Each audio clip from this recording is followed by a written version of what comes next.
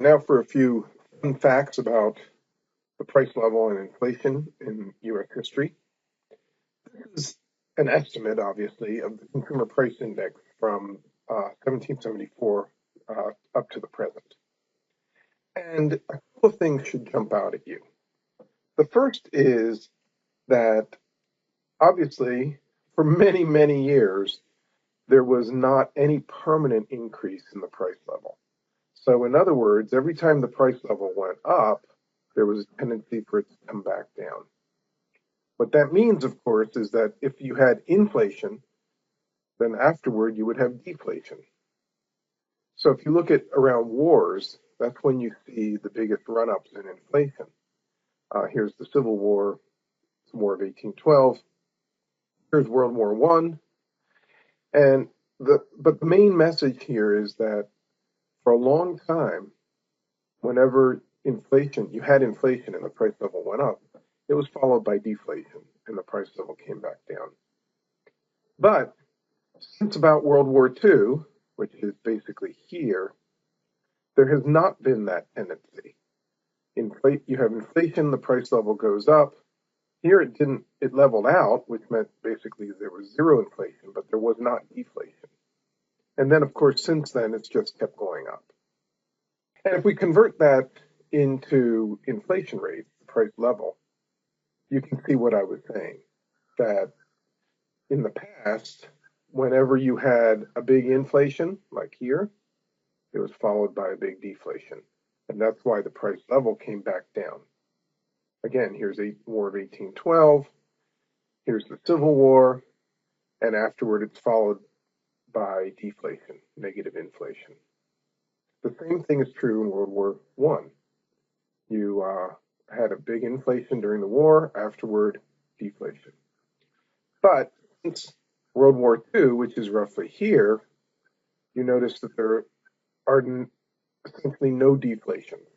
In the latest recession, we've had a bit of a deflation, which got people very worried, but we did not have any deflation, any chronic deflation like we did before World War II. Now we can ask, how has the value of $1 eroded over time? One way to get a handle on this is to take a dollar in 2011 and ask, what is that equivalent to in past years? And that's what the chart shows you. And you could see, of course, this looks a lot like the price level, but this is another way to kind of get your teeth into what inflation does. So what we have on this vertical axis is cents. And basically what you see is that a dollar in 2011 was the equivalent of, what is this? This would be 10 cents. So it's about 3 or 4 cents during the Revolutionary War.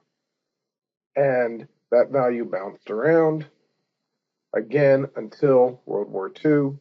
And then what you see is that it just steadily rose.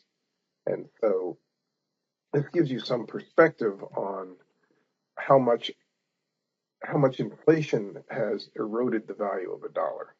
So far, we've been looking at the overall consumer price index, but you need to remember that that is composed of a bunch of components.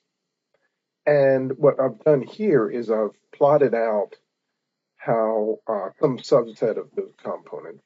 So the blue line is the CPI for all goods, and this goes back to roughly World War II. The green line is if you take out food and energy. Those are highly volatile components. And so what you see is that that green line is quite a bit smoother than the blue line.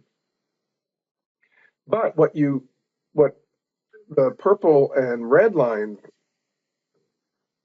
is the purple is the medical component of the CPI, and the red line is tuition, school fees, childcare. And what you see is that those indexes have grown much more rapidly than overall prices. And so what that tells you is that the relative price of medical services has been going up, as has the relative price of tuition, school fees, and so forth.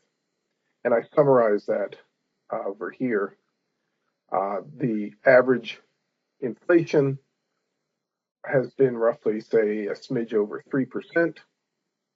Medical inflation over the past 13 and a half years was over 5%, and tuition over the last roughly 11 years has been 6.5%. But not all goods prices rise. And I mean, these are indexes for other components. The green line is energy. You can see how volatile that is. It jumps up, jumps down. This is because oil prices are determined in commodity markets, and those can be quite volatile. If you look at the price of new vehicles, that's here, or apparel, what you see is that those relative prices have actually been falling in the last 20 years. So that's a pretty striking thing to see, is that now to really see an example of something that has declined in cost, you want to look at computers. And on this, we have the blue line is all goods in the CPI, and that the scale is on the left. The green line is information technology, and the red line is personal computers, and that index is on the right. So what this is telling you is that at the same time that inflation was roughly 3%, you've had 10% deflation in IT and in personal computers. So these have become a lot cheaper. They've fallen in nominal terms. And of course, relative to the rest of goods and services, they've fallen a lot.